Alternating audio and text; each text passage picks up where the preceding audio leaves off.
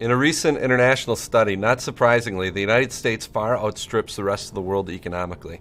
So in terms of wealth, we are number one. It's not even close. But out of those 34 nations studied, do you know where we ranked in terms of happiness? 15th. The study attributes that to the fact that we are willing to have a poor work-life balance in order to attain happiness and peace. Do you think we might be on the wrong path? Orsever.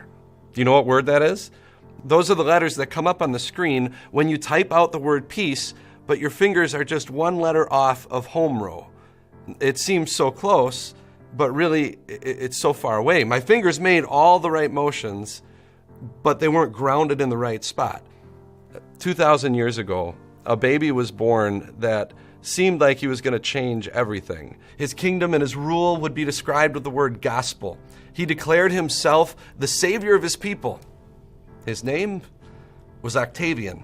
And by the age of 33, Octavian was declared the undisputed emperor of the world. And he was given a new name, Augustus, the exalted one. And by the time he died, Rome had peace and everyone worshiped him as a god. It looked like peace. It just didn't take care of the world's most pressing problem, sin.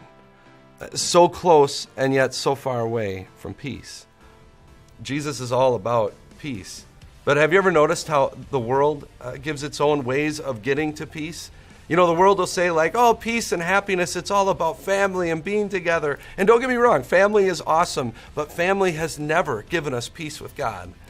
Or we think, well, if only all the wars would end, or if only I could make it to the next milestone or the next pay grade, and the list goes on. And don't get me wrong, those things are wonderful and gifts from God, but if we're not grounded in the right spot, our attempts at peace are always going to come out more like Orsever.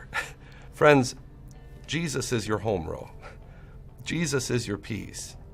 This Lenten season, we're going to be looking at the connection between Christmas and the cross, between Jesus and your peace. So no matter what you're going through right now, the path to peace is the same. It runs through a manger in Bethlehem and a carpenter's shop in Nazareth.